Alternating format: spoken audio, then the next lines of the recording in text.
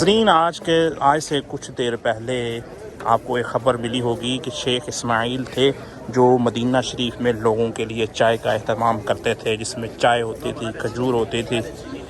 تو آپ دیکھیں کہ وہ تو فوت ہو چکے ہیں، لیکن ان کے بیٹے جو اب ان کی اگلی جو نسل ہے وہی اس کام کو لے کر جا رہی ہے۔ اگر میں آپ کو بتاؤں تو یہ جو ہیں یہ شیخ صاحب کعوہ دے رہے ہیں، اس طرف کھجور ہے اور وہ چائے ہے اس طرف۔ اور یہ جو کعوہ ہوتا ہے یہ سعودی کعوہ ہے، یہ دوسرا کعوہ نہیں ہوتا، یہ سعودی روایتی کعوہ ہوتا ہے جو لوگ پیتے ہیں۔ اس میں چینی نہیں ہوتی، اور ان کی ایک بات بتاؤں، ان کو تھوڑی تھوڑی اردو بھی معلوم ہوتی ہے، تو وہ بولتے ہیں کہ اس میں چینی نہیں ہے اور دوسری میں چینی ہے۔ اور اگر میں اس طرف آؤں تو آپ یہ دیکھیں لوگ کھڑے ہیں بیٹھ کے چائے، کعوہ اور کھجور وغیرہ کھا رہے ہیں۔ میں ان کے والد صاحب کی بات کروں تو والد صاحب کا نام ان کے شیخ اسماعیل الزیم ابو الصبا تھا، جنہوں نے 96 سال عمر پائی، اور 40 سال سے ان کے جو والد محترم تھے وہ مدینہ منورہ میں حاجی لوگوں میں چائے، کھجور کا حلوہ ہوتا ہے اور اس کے علاوہ کعوہ حاجیوں میں تقسیم کر رہے ہیں، اور آج ان کی نسل آگے بھی یہی کام کو لے کر چل رہی ہے۔ اگر میں بات کروں اس کی لوکیشن کی تو یہ طریق قباء جو روڈ ہے، جو مسجد نبوی سے مسجد قباء کی طرف روڈ جاتا ہے، اس روڈ پہ یہ جو آپ کو خالی پلاٹ سا نظر آ رہا ہے، جب آپ مسجد نبوی سے نکلیں گے 310 نمبر گیٹ سے تو کسی سے بھی پوچھ لیں کہ طریق قباء کدھر ہے، یعنی قباء کا راستہ کدھر جاتا ہے، تو وہ آپ اس راستے پہ آئیں گے تو آپ کو اس سائڈ پہ آپ کے جب مسجد نبوی سے مکہ کی مسجد قباء کی طرف جائیں گے تو آپ کے لیفٹ سائڈ پہ آپ کو یہ نظر آئے گا ایک خالی پلاٹ، اور اس میں لوگ اکٹھے ہوئے ہوں گے۔ تو اس کا ٹائم میں بھی یہ بھی بتا دیتا ہوں کہ یہ عصر کے بعد بیٹھتے ہیں، اور جب تک یہ سارا ان کا کعوہ وغیرہ ختم نہیں ہو جاتا مغرب تک یہ کام ان کا چلتا رہتا ہے۔ مغرب کے بعد تک بھی اکثر میں نے دیکھا ہے کہ یہ ان کا یہ جو کام ہوتا ہے چلتا رہتا ہے۔ لوگ آ رہے ہوتے ہیں، چائے پی رہے ہوتے ہیں، کھجوریں کھا رہے ہوتے ہیں، کھجوروں کا ایک حلوہ بھی بناتے ہیں، میں آپ کو آگے دکھاؤں گا۔ حلوہ بہت ہی مزیدار ہوتا ہے، حلوہ بھی دے رہے ہوتے ہیں اور ساتھ ساتھ چائے بھی دے رہے ہوتے ہیں، جیسے میں نے آپ کو بولا تھا۔ یہ دیکھیے یہ حلوہ ہے، کھجور کا حلوہ، پتہ نہیں یہ کس طرح بناتے ہیں لیکن یہ بہت مزے کا ہوتا ہے۔ میں اکثر یہی ان سے لے کے کھاتا ہوں کھجور کا حلوہ اور ساتھ چائے پیتا ہوں۔ جی میں اب اپنا کھجور کا حلوہ لوں گا، اور یہ میں نے کھجور کا حلوہ لے لیا۔ ناظرین یہ دیکھیے یہ اس طرح کا کھجور کا حلوہ ہوتا ہے۔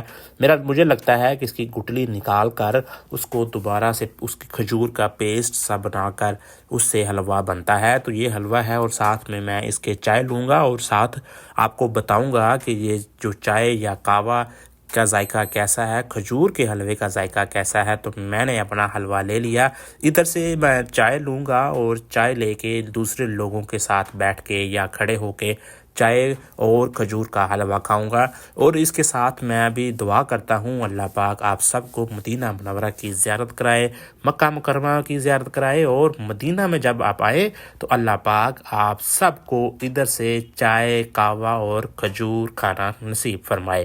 آپ لازمی آئیے، آپ میرے لیے بھی دعا کیجیے، میں آپ کے لیے دعا کرتا ہوں اللہ تعالیٰ سب مسلمانوں کو اپنے پیارے حبیب صلی اللہ علیہ وآلہ وسلم کے گھر کی زیارت کروائے، اپنے حرم کی زیارت کروائے۔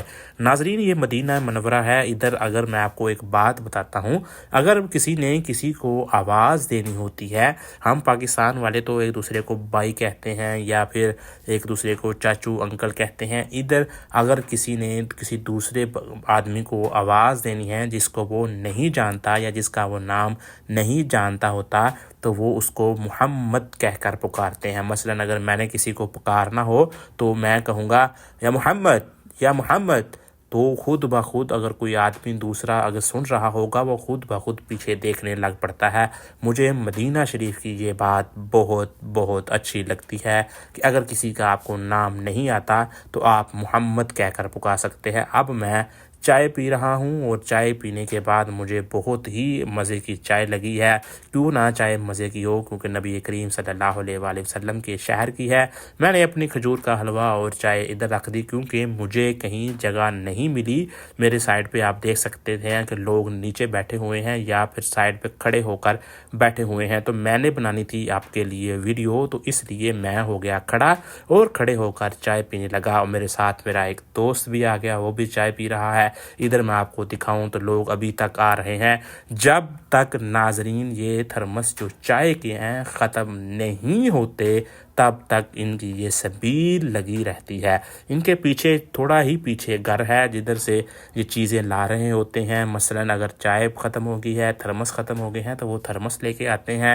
اگر کھجوروں کا حلوہ یا کھجور ختم ہو گئی ہے تو پیچھے ہی ان کا قریب ہی گھر ہے، وہ اپنے گھر سے لے آتے ہیں۔ اور آپ دیکھیں ابھی تک یہ کام چل رہا ہے۔ پہلے ان کے والد محترم شیخ اسماعیل صاحب ہوتے تھے، الحمدللہ میں نے ان سے بھی ملاقات کی ہے، ان سے بھی باتیں کی ہیں اور اپنے چینل پہ میں نے ایک ویڈیو بھی ڈالی ہے، اور اگر آپ نے دیکھنی ہے تو وہ بھی دیکھ سکتے ہیں۔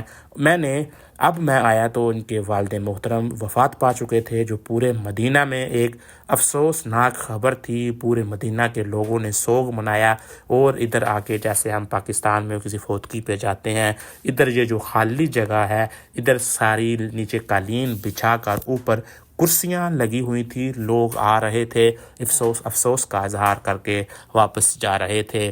2 دن یا 3 دن ایسا رہا، اس کے بعد یہی روٹین دوبارہ شروع ہو گئی۔ ناظرین میں آپ کو ایک بات یہ کلیئر کرتا چلوں کہ یہ سعودی نیشنل نہیں ہیں، بلکہ یہ سوری ہیں، جسے ہم شامی کہتے ہیں۔ شامی لوگ خاندان ہے جو مدینہ منورہ میں آئے حاجی یا زائرین کی خدمت میں چائے، کہوہ، کھجور وغیرہ تقسیم کر رہا ہے، اور اسی نسبت سے اللہ تعالیٰ نے ان کے والد محترم یعنی شیخ اسماعیل کو اللہ تعالیٰ نے کتنی بڑی عظمت سے نوازا ہے کہ انہیں جنت البقیع میں جگہ ملی۔ ناظرین ان کا جنازہ رات کو ہوا تھا، بہت سے لوگوں نے شرکت کی، پورے مدینہ کے لوگوں نے شرکت کی، کیونکہ یہ 40 سال سے لوگوں میں چائے تقسیم کر رہے تھے، اور یہ پورے مدینہ میں ان شیخ اسماعیل صاحب مشہور تھے اس چیز میں کہ یہ اس طرح چائے وغیرہ تقسیم کرتے ہیں۔ اسی بیان کے ساتھ میں اپنی ویڈیو کا اختتام کرتا ہوں۔ انشاءاللہ تعالی ملوں گا میں آپ سے اگلے ویڈیو میں، تب تک اپنا بہت سا خیال رکھیے گا۔ اللہ حافظ۔ جاتے جاتے میں آپ سے گزارش کروں گا کہ ناظرین میری سپورٹ کے لیے مجھے سبسکرائب کیجئے، لائک کیجئے اور میرے چینل کو فالو کیجئے۔ ملوں گا اگلی ویڈیو میں، تب تک اپنا بہت سا خیال رکھیے گا۔ اللہ حافظ۔